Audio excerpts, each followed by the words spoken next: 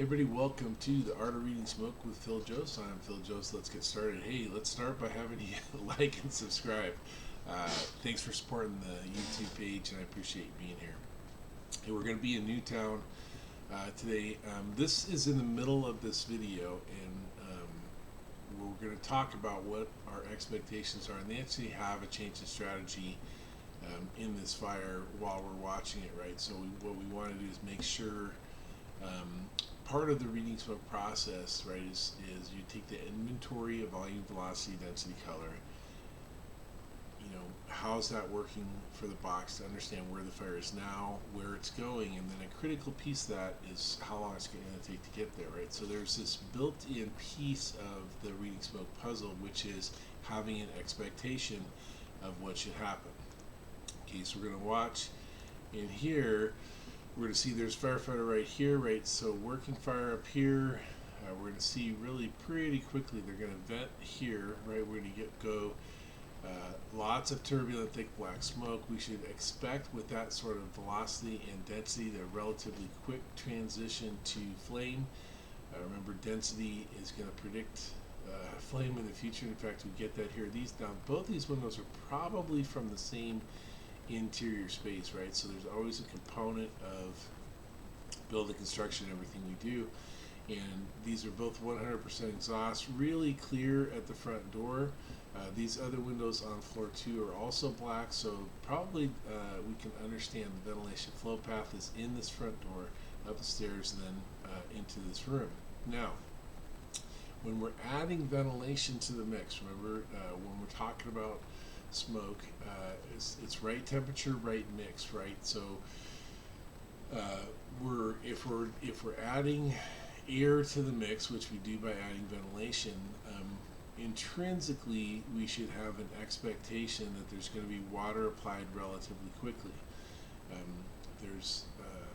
As we add ventilation, we know the fire is going to grow, and so our expectation should be that we're ready to put water on this, and that would look like, from a reading smoke perspective, that would look like a change from fire to really the fire behavior goes down relatively quickly, replaced by copious volumes of steam, right? And that's not going to happen here.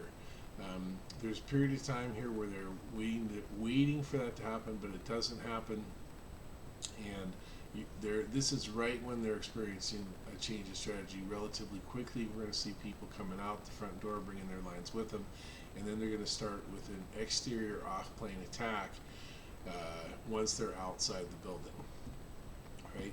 And so having an expectation and whether or not that expectation gets met is intrinsically it's part of the reading smoke process. And so since the expectation doesn't get met, they change the strategy. Unfortunately, I've had that happen a couple times when I was on the fire ground as an incident commander, and it's not the ideal day, but it does happen, right? So once we add ventilation, or even before we add ventilation, we should see that water application. And when we add ventilation and we don't get any water application, the fire is just going to grow, right? So they're in the process right now pulling out. We can see there's smoke coming from like a little bit of black laminar over here. Still a good flow path up through this door, right? There's no smoke at the door itself. Pretty significant smoke coming out from other areas of the house, right? We're only seeing this one view, but as you can see, they're pulling the line out right now. And so one of the things that we talk about is that copious volumes of billowing, which is steam, and we're going to see that right here as they use this exterior off-plane attack.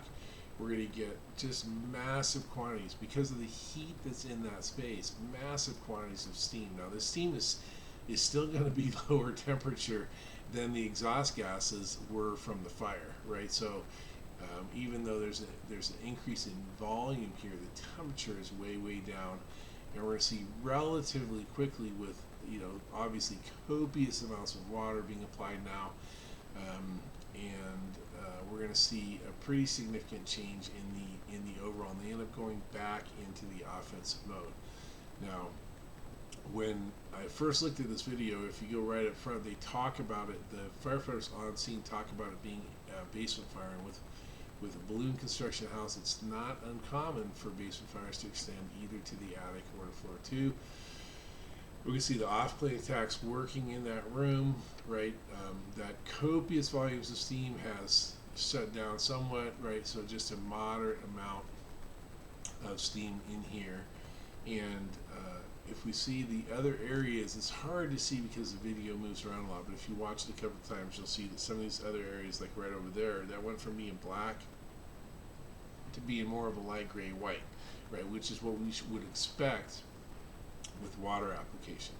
Okay, that's all of the video that I recorded, but the main point here is that when we're reading smoke, what we want to do is we want to have an expectation of what's going to happen, and when our expectations, in most cases, our expectations of what's going to happen and our in reality come into alignment, right? Because the fire ground goes the way we think it's going to go.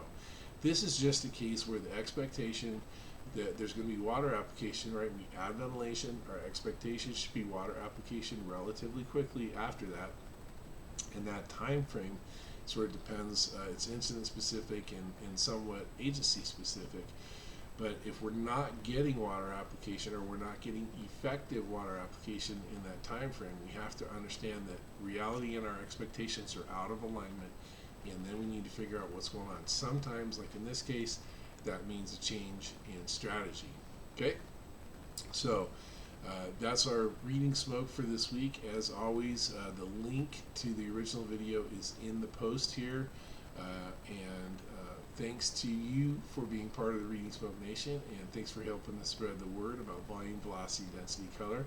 And for the Art of Reading Smoke with Phil Jose, I'm Phil Jose, and I'm out.